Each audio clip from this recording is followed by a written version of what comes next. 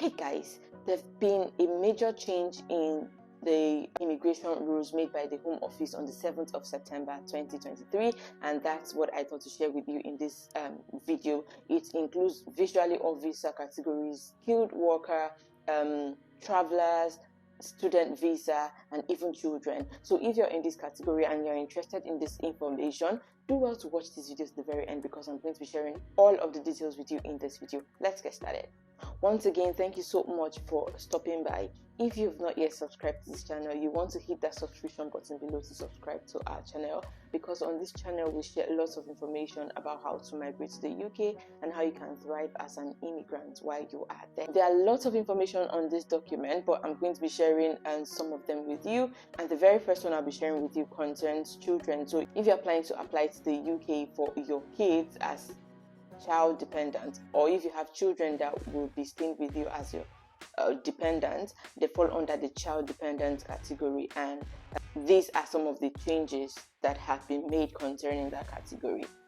So it says they're introducing a cross-cutting appendix children that will include common requirements for both children applying as dependents of a lead applicant and children applying in their own right. All right, so what are the requirements? The common requirements for dependent children relates to age. The first one is age. So you can show document like their birth certificate, independent life, proof to show that they're able to live independently, like maybe they have their own room and stuff like that.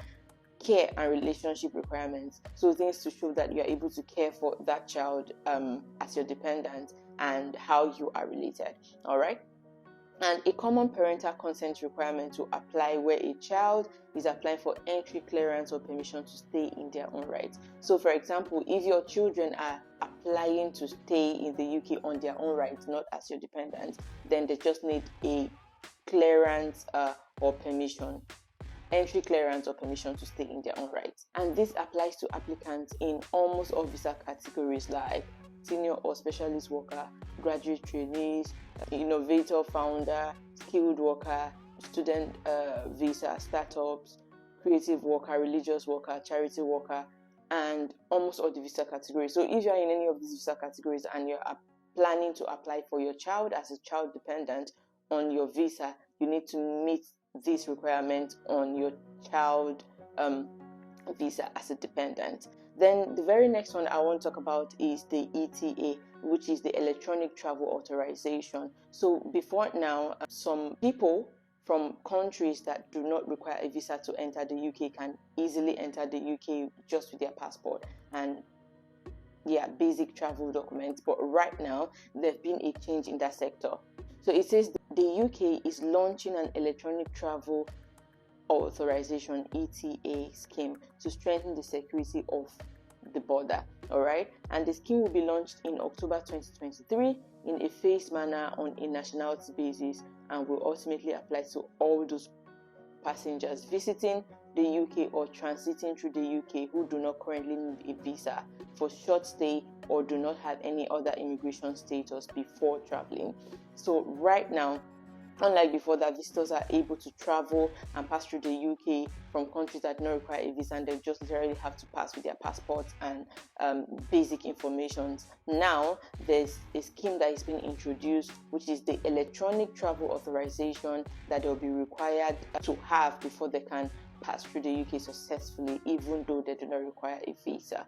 Then the next change I want to talk about relates to student and graduate routes. All right. So this says that technical amendments are being made to the validity section of the rules for student dependent and graduate main applicants and dependents to clarify the intention where an applicant has held permission which rely on scholarship or sponsorship by a government or international scholarship agency. They must obtain consent from that government or agency to extend their permission. So this applies to students or graduate students on student visa categories or graduate rules, but are being sponsored by international bodies or are on scholarship. There are people who are on full-time scholarship to study in the UK, right? So this applies to those set of people. So this change is saying that, or this document is saying that before they can apply to extend their visa from the original visa term that was allocated to them, they need to seek permission from the body that is sponsoring them, or from the country or organization that is sponsoring their visa. Does that make sense? So it says that, for example, if you are being sponsored by the Nigerian government, or say the PTDF scholarship or something like that, before you can choose to extend your visa, you cannot just stand up by yourself and just apply for an extension to the Home Office anymore. You have to seek permission from the Nigerian government, and write to the Nigerian government and ask them for permission to be able to extend your stay in the UK, and it has to be approved before you can apply for extension on your visa. There's also been a change announced to the skilled worker route. All right, a job has been added to the skilled worker visa. So right now, prison officers are being made eligible for the skilled worker routes. This occupation meets the skills threshold, and workers can be sponsored where the civil service nationality requirements are met. So if you know people who are